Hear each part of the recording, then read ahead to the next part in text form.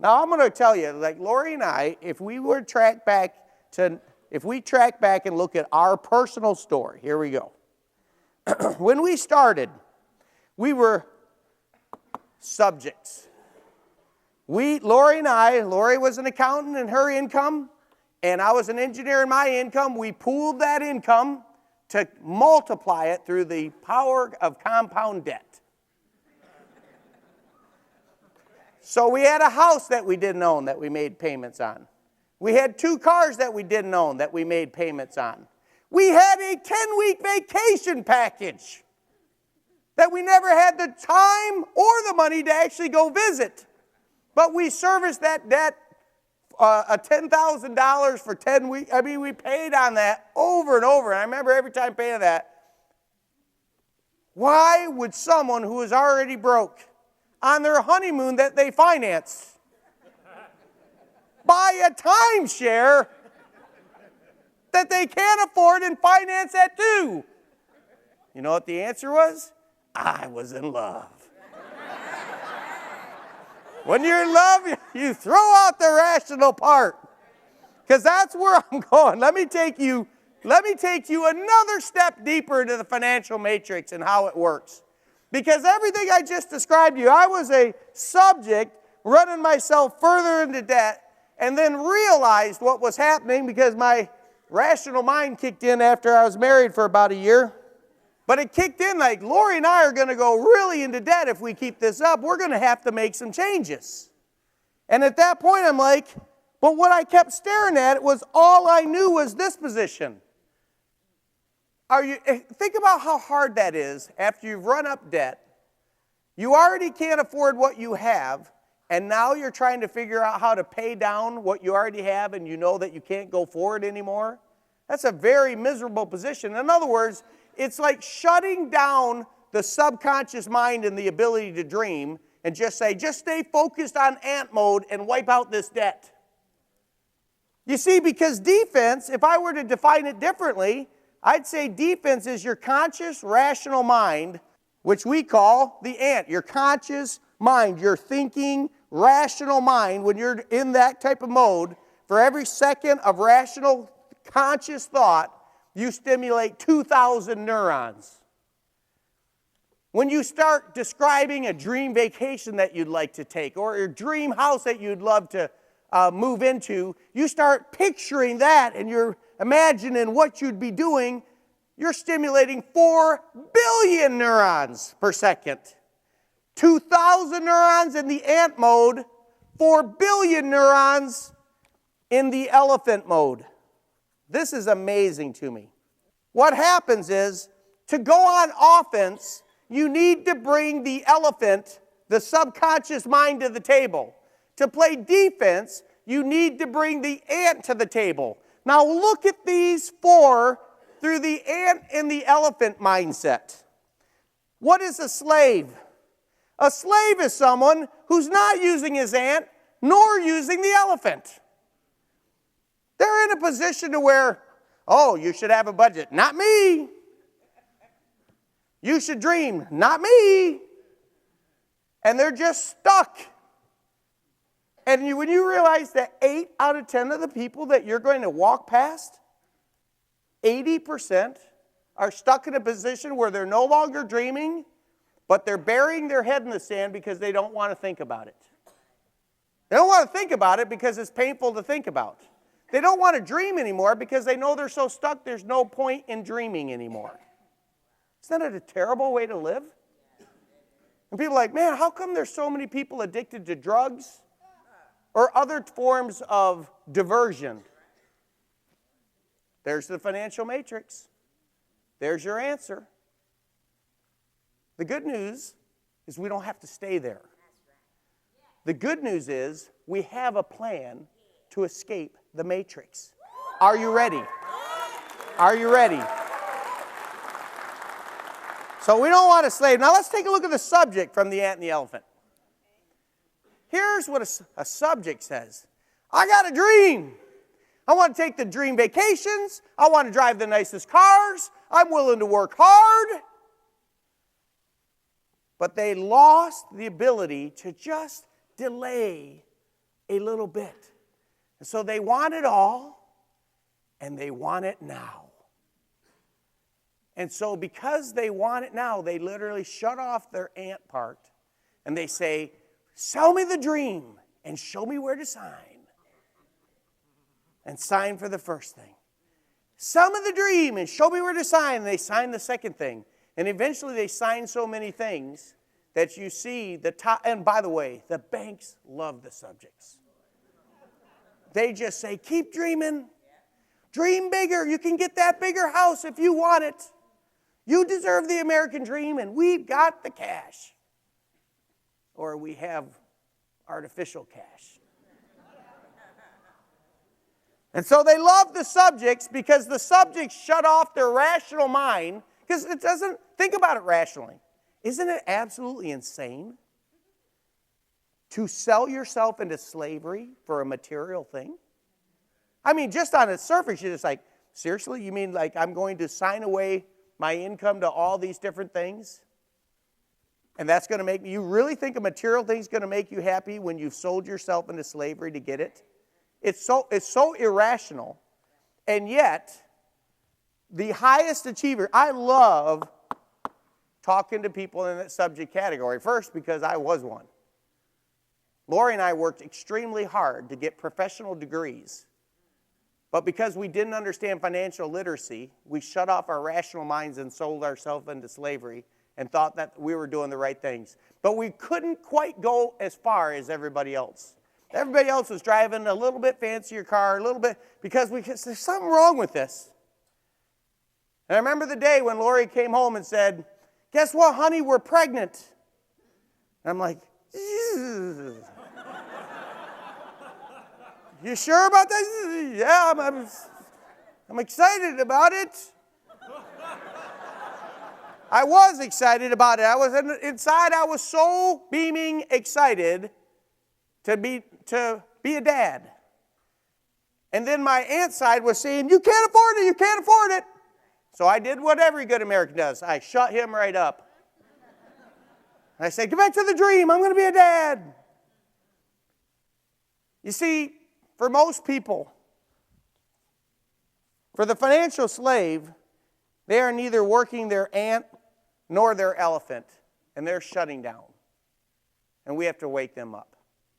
For the financial subject, they're in a civil war. Their ant and elephant are opposing each other. Their ant should be saying, hey, you're making good income. Let's come up with a plan and let's pay cash for it. And let's build ownership.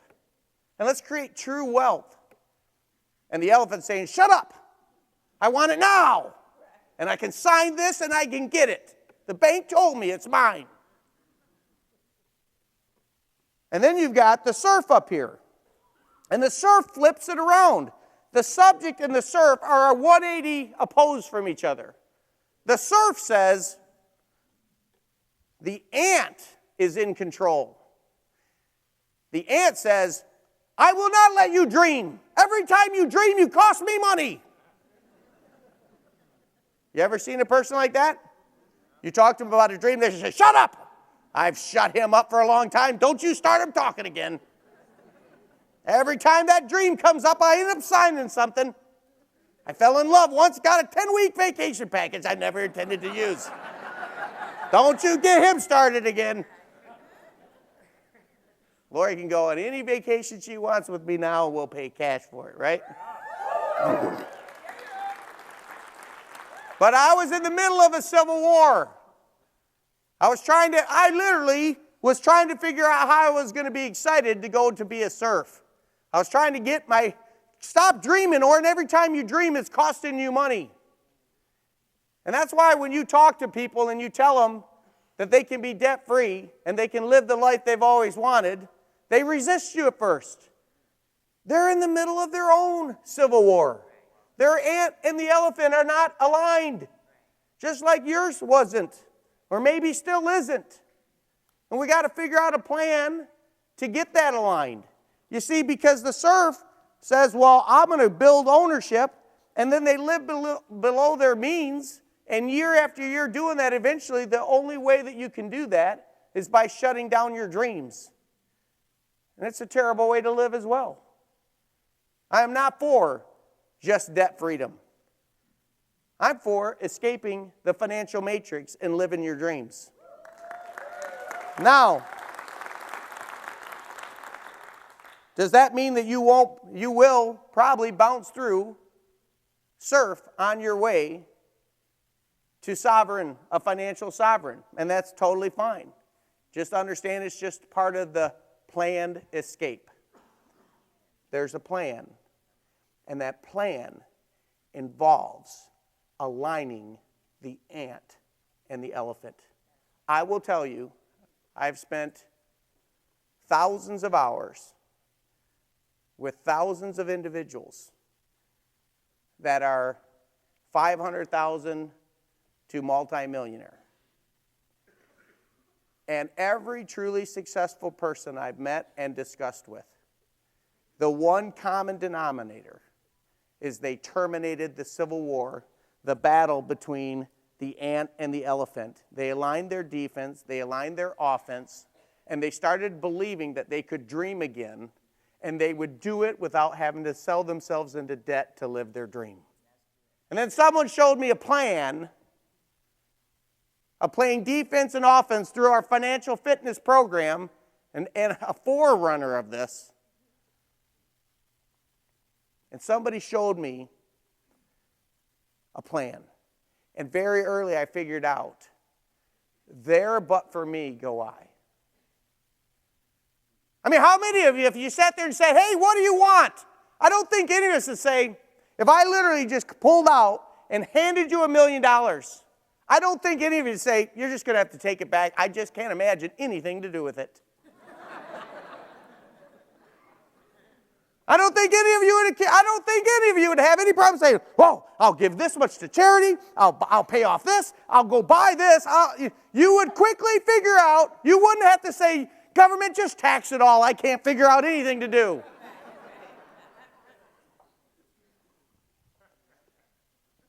The imagination is not the problem. It's the fact that you shut down your imagination because you no longer believe it's possible. Albert Einstein said imagination is more important than knowledge. Albert Einstein, one of the most intelligent human beings of all time. And he says imagination is more important than knowledge. And here I was, an engineer, doing everything in my power to kill my imagination because my imagination was costing me money because I didn't understand financial literacy. I was in a huge civil war. And then I started reading, listening, and so every single person that wins the battle, the Civil War battle that aligns the ant and the elephant, every single one of them in every field reads, listens, and associates. Well, I know someone that didn't read. That just means he associated twice as much. I know someone that didn't listen. Everybody listens. You learn the principles, whether it's in person, through developing a book of the month, CDs of the week, and meetings where elephants' minds can gather together and start aligning their ant and the elephant. Some of you, the ant's in charge, and everything's rational. Well, that doesn't make any sense. Why would I spend $6 on that? And they stay broke because they're ants in charge. And other people, it's like, man, I got a dream. Orrin, you fired me up. I just financed another house yesterday. Thank you, Orrin, for getting my dream going. And they're going to stay broke. But there's somebody out here that says, what he means by aligning the ant and the elephant, does that mean get a big dream and then become the person necessary to pay cash for that dream? Whoa! Wait a minute, is that still possible to do? I mean, I hear times are tough out here. Let me tell you, I don't care how tough times are out here. We got a lot bigger problem with the time we're having in here. We take care of this one, we'll take care of this one. Can you imagine if you helped 100, 200, 5,000, 1 million people align the ant and the elephant, why you would have people dreaming a big dream, delaying their gratification, instead of signing on the dotted line and taking the easy way out, you would say, I'm going to get a dream so big, and I'm going to apply ant-like discipline with an elephant-like dream, and I'm going to align those together, and I'm going to tilt the universe. Yeah.